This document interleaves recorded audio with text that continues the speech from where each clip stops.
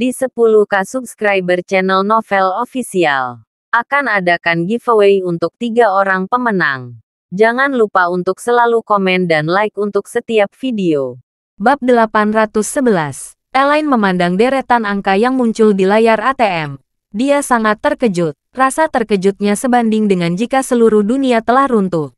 Dia tidak bisa memahami bagaimana Charlie memiliki lebih dari 20 miliar. Bagaimana ini mungkin? 20 miliar. Apakah aku yang gila atau Charlie yang gila? Dari mana dia mendapatkan uang begitu banyak? Tangan Elaine gemetar. 20 miliar. Bukan 200 yuan. Atau 2 juta. Dia tidak pernah membayangkan uang sebesar ini dalam hidupnya. Dari mana Charlie mendapatkan begitu banyak uang? Apakah dia menipu Bill Gates? Pada saat ini, pikiran pertama Elaine menelepon Charlie dan menanyakannya langsung. Tetapi pada saat berikutnya, dia menyadari bahwa itu tidak mungkin. Bukankah itu akan membuat Charlie dia mencuri kartu AM-nya? Sebelum Charlie mengetahuinya, dia harus segera mentransfer sebanyak mungkin ke dalam rekeningnya sendiri. Memikirkan hal ini, dia segera mengklik pilihan transfer, memasukkan nomor rekening banknya.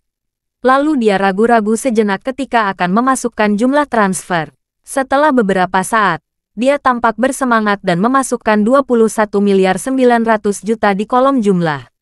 Dengan 21,9 miliar penuh, Elaine akan mentransfer semuanya ke rekeningnya.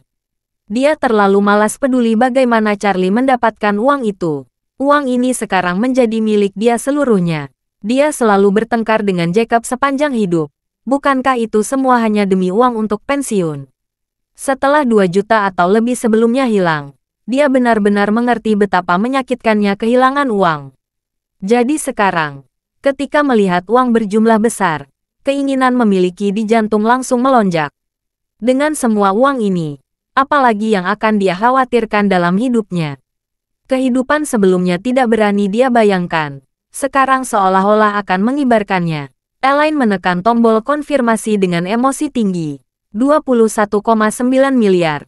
Ini semua uangku. Saya, Elaine, bisa menjadi miliarder. Pada saat kegembiraan di dalam hati memuncak, sebuah pesan muncul di layar. Transfer ATM. Jumlah transfer harian maksimum 1 juta yuan.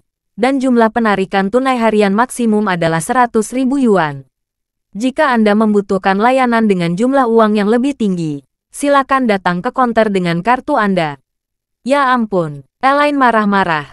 1 hari hanya 1 juta. Jika mentransfer 1 tahun tanpa hari terlewat, hanya bisa mentransfer 365 juta. Mau mentransfer 21,9 miliar dengan cara ini, butuh puluhan tahun. Memikirkan hal ini, Elaine segera menarik kartunya. Lalu dia masuk ke bank. Hari ini, tidak peduli apa, dia harus mentransfer semua uang. Agar dia bisa tidur nyenyak di malam hari. Bab 812. Gaya Elaine saya dalam melakukan sesuatu seperti tornado. Kemanapun dia pergi, dia tidak akan menyisakan apapun. Termasuk soal uang. Elaine berjalan menuju lobi bank dengan penuh semangat. Begitu dia memasuki pintu, seorang wanita muda yang antusias berkata kepadanya, "Halo, ada yang bisa saya bantu? Saya akan memberi Anda nomor antrian." Elaine memukul kartu emas hitam di tangannya dan berkata dengan tidak sabar, "Saya ingin mentransfer uang." Begitu wanita muda itu melihat kartu emas hitam di tangannya, dia ngeri. Semua staf Citibank telah menjalani pelatihan profesional sebelum menduduki jabatannya. Dalam pelatihan, ada sesi yang menjelaskan kartu emas hitam. Kartu Black Gold ini adalah kartu dengan spesifikasi tertinggi dari Citibank. Sangat terbatas. Hanya ada 100 kartu di seluruh dunia. Dan hanya ada 5 kartu di China. Setiap orang yang memegang kartu emas hitam adalah VIP Super Citibank. Tidak peduli apakah mereka eksekutif Citibank atau bukan. Mereka harus melayani mereka dengan hormat dengan pemilik kartu ini. Dia tidak pernah berpikir bahwa kartu emas hitam legendaris itu akan muncul di kota tingkat kedua seperti Aurus Hill. Jadi dia segera melangkah maju, membungkuk 90 derajat dengan sangat hormat, dan berkata, "VIP yang terhormat, silakan ikuti saya ke ruang VIP. Saya akan meminta direktur kamu untuk datang dan menangani kebutuhan Anda secara langsung." Begitu Elaine mendengar bahwa dia adalah seorang VIP, dia segera merasakan kesenangan yang luar biasa karena telah berhasil membodohi semua orang. Dia memerintah sambil tertawa dan berkata, "Bawa saya cepat. Jika Anda lambat, saya akan meminta bosmu memecatmu." Pihak lain yang bingung dan buru-buru berkata, "Tolong jangan marah. Silakan ikut aku." Wanita muda itu mengundang Elaine masuk ruang VIP, dan segera meminta staf layanan di ruang VIP menuangkan air untuk Elaine, dan kemudian memaksakan ke kantor direktur. "Direktur, ada pelanggan VIP." Direktur bank mengerutkan kening, sangat tidak puas dengan perilaku staf yang mendorong pintu tanpa mengetuk, dan berteriak dengan dingin, "Hei, kenapa kamu panik?" Jika orang melihatnya, mereka pikir staf bank sangat kejam. Terengah-tengah, wanita muda itu berkata, "Direktur, ada pelanggan VIP dengan kartu hitam emas di sini ingin transaksi." Direktur bank menjatuhkan dirinya ke kursi. Matanya melebar. Napasnya pendek. Dia berseru, "Apa? Katakan lagi." Wanita muda itu berkata, "Kartu VIP hitam emas ada di sini. Ada di ruang VIP." Ya Tuhan, direktur merasakan angin puyuh. VIP kartu emas hitam. Apakah Anda yakin itu kartu emas hitam? Hanya ada 5 kartu yang dikeluarkan di seluruh negeri ini. Dan saya belum pernah melihat satupun secara langsung.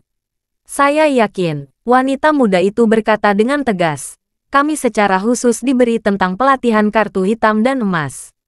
Saya tidak akan pernah salah membaca. Direktur buru-buru mengaitkan kerahnya dan dengan cepat bangkit dan berlari keluar. Kartu Black Gold VIP, yaitu VIP di antara VIP, Super VIP di antara VIP. Pemiliki kartu ini pasti super kaya dengan kekayaan ratusan miliar. Dikatakan, hanya ada 5 kartu ini yang dikeluarkan secara nasional. Semuanya diberikan kepada keluarga terbaik. Ada 3 keluarga teratas di East Cliff dan 2 keluarga teratas di wilayah selatan. Tidak ada lagi yang lain. Dia tidak tahu keluarga mana yang datang ke kantornya dengan kartu emas hitam hari ini. Keluarga Wade East Cliff, keluarga Schultz, atau keluarga Swanson di Raventon, atau 2 keluarga lainnya. Direktur khusus di ruang VIP membuka pintu dengan penuh hormat dan melihat Elaine duduk di sofa. Pada saat ini, Elaine memiliki ilusi seolah-olah akan menjadi janda permaisuri Cixi. Dia membubuhkan kakinya dengan arogan. Pikiran menjadi super kaya dengan uang tunai 21,9 miliar yuan membuat Elaine hampir mengompol karena kegembiraan yang luar biasa.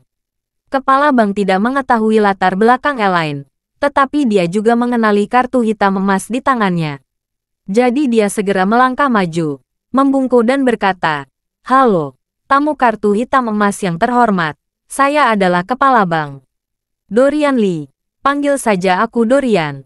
Elaine bersenandung dengan arogan, dan berkata dengan nada menghina, "Oh, Dorian, kamu datang tepat pada waktunya. Saya ingin mentransfer uang. Tetapi ATM nakal mengatakan bahwa Anda hanya dapat mentransfer 1 juta sehari. Apa-apaan omongan kosong ini? Saya memiliki lebih dari 20 miliar di kartu saya, dan saya hanya dapat mentransfer 1 juta sehari. Bisakah saya mentransfer sampai semuanya?" Dorian buru-buru berkata dengan meminta maaf. "VIP yang terhormat, saya benar-benar minta maaf. Mesin ATM kami, terus terang, hanyalah untuk orang biasa. Pikirkanlah, itu hanya mesin berbentuk kotak dengan kapasitas terbatas. Jika Anda menggunakannya, Anda tidak akan bisa mengeluarkan banyak uang. Bagaimana itu bisa menyamai status Anda sebagai kartu VIP emas hitam?" Setelah berbicara, dia buru-buru memuji, "Seorang VIP super seperti Anda, ketika Anda pergi ke Citibank manapun, selama Anda menunjukkan kartu hitam dan emas Anda, itu akan menjadi pelayanan VIP terbaik, dan direktur secara pribadi akan melayani Anda. Bagaimana kami membiarkan tubuh muliamu berdiri di depan ATM?" Bab 813. Elaine merasa jauh lebih nyaman mendengarkan penjelasan langsung dari Dorian. Ternyata ATM hanyalah untuk orang biasa. Hahaha, orang biasa. Bukankah maksudnya itu orang miskin? Dorian memang benar. Seperti dirinya, seorang super kaya yang memiliki puluhan miliar aset. Bagaimana mungkin tubuh bangsawan berdiri di depan ATM dan melakukan transaksi di barang rusak itu? Memikirkan hal ini, Elaine gembira dan berkata kepada Dorian, "Tidak buruk, Dorian. Kariermu akan cemerlang di masa depan." "Terima kasih, Nyonya." Direktur Lee berkata dengan hormat. "Jika Anda ingin transaksi transfer, saya akan membantu secara langsung." Setelah berbicara, dia segera duduk di seberang Elaine dan menyalakan komputer yang dikhususkan untuk tamu VIP. Setelah komputer dihidupkan, dia bertanya kepada Elaine, "Nyonya, bolehkah saya bertanya ke rekening mana Anda akan mentransfer dan berapa banyak?" Elaine mengeluarkan kartu banknya sendiri, menyerahkannya bersama dengan kartu emas hitam, dan berkata, "Dari kartu hitam ini, transfer saya 21,9 miliar ke kartu ICBC putih ini." Dorian sangat ketakutan hingga hampir membuang air kecil. "Nyonya, apakah Anda yakin ingin mentransfer 21,9 miliar? Elaine mengangguk, dan berkata dengan tidak sabar, "Ya, jangan banyak bicara. Lakukan saja dengan cepat. Kalau tidak, aku akan menghancurkan bankmu." Dorian menelan ludahnya, mengambil kartu hitam itu dan memasukkannya ke dalam pembaca kartu. Dia berkata kepada Elaine, "Silakan masukkan kata sandinya." Elaine mengangkat tangannya dan memasukkan ulang tahun Charlie ke pembaca kartu. Kata sandi benar. Kemudian, Dorian juga melihat saldo akun, yang memang lebih dari 21,9 miliar RMB.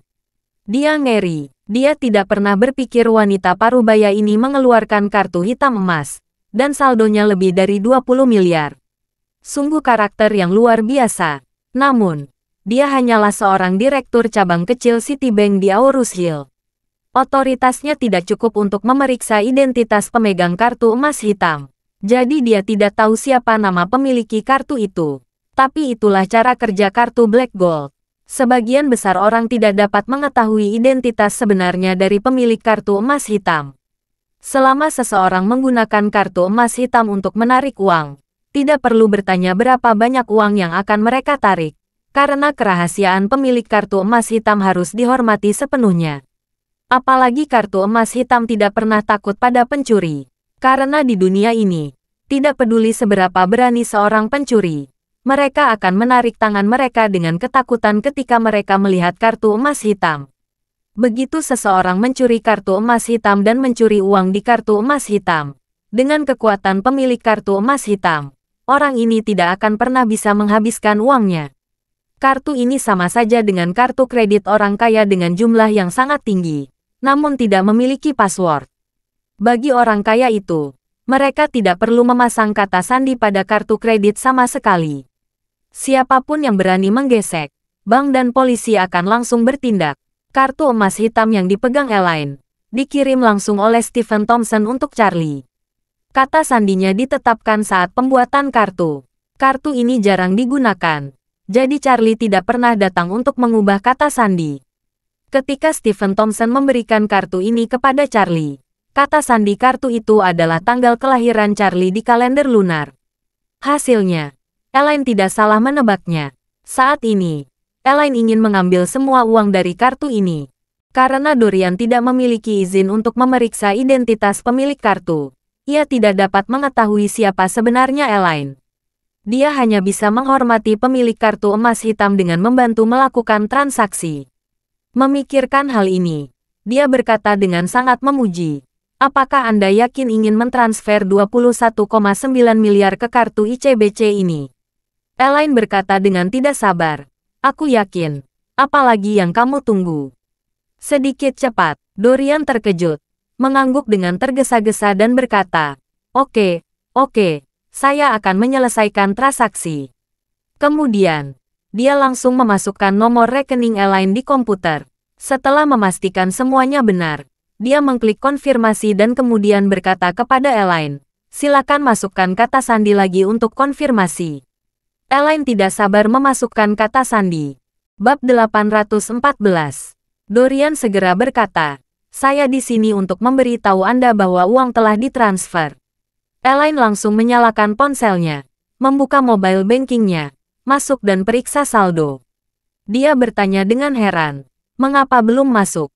Dorian langsung menjelaskan, "Jangan khawatir Nyonya, ini adalah 21,9 miliar yuan.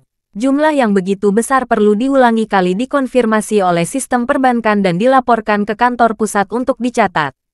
Akan memakan waktu yang cukup lama untuk masuk ke rekening Anda. Elaine sedikit tidak sabar dan bertanya, apakah kamu berbicara kosong denganku? Harus menunggu berapa lama? Dorian berkata, ini tidak pasti. Jika cepat, akan memakan waktu puluhan menit. Dan jika lambat, akan memakan waktu hingga 1 hari kerja. Elaine berkata dengan marah, mengapa lama sekali? Percepat, atau saya akan meminta Citibank memecatmu. Dorian berkata tanpa daya, ini bukan izin saya. Hal seperti ini diputuskan oleh kantor pusat. Bahkan jika Anda pergi ke lapangan untuk menuntut saya tidak punya pilihan. Elaine melihat bahwa Dorian ini benar-benar tidak memiliki otoritas untuk mempercepat proses transaksi. Dia berkata dengan marah, saya tahu ini sangat lambat. Saya akan mentransfer 1 juta terlebih dahulu, dan kemudian mentransfer sisanya. Saya benar-benar membuat Anda marah. Dorian buru-buru berkata, kamu bisa menunggu di sini sebentar dan melihat-lihat. Elaine menggaruk-garuk kepalanya saat ini. 21,9 miliar. Dia merasa tidak nyaman jika harus menunggu walaupun 1 detik. Tapi dia tidak punya pilihan lain selain menunggu. Jadi dia memerintah dengan dingin. Aku menunggu di sini. Tolong bawakan aku secangkir kopi. Aku ingin yang terbaik. Dorian menjawab. Aku akan menuangkannya untukmu sekarang. Saat ini, setelah Charlie keluar dari dapur, Jacob melambai padanya dan berkata sambil tersenyum. Menantu yang baik, kemari duduk dan minum teh bersamaku. Oke, tidak ada orang lain di rumah. Dan Charlie tidak terlalu menunjukkan rasa hormat. Dia langsung duduk tepat di depannya. Jacob menuangkan secangkir teh untuknya dan berkata sambil tersenyum. Semua berkat bantuanmu. Aku punya kesempatan duduk santai di villa besar ini sambil minum teh. Charlie mengangguk, tersenyum dan berkata, terima kasih, ayah. Jacob mengambil cangkir teh dan menyesapnya, menggelengkan kepalanya. Jacob benar-benar tidak punya banyak uang, dan biaya hidupnya relatif murah.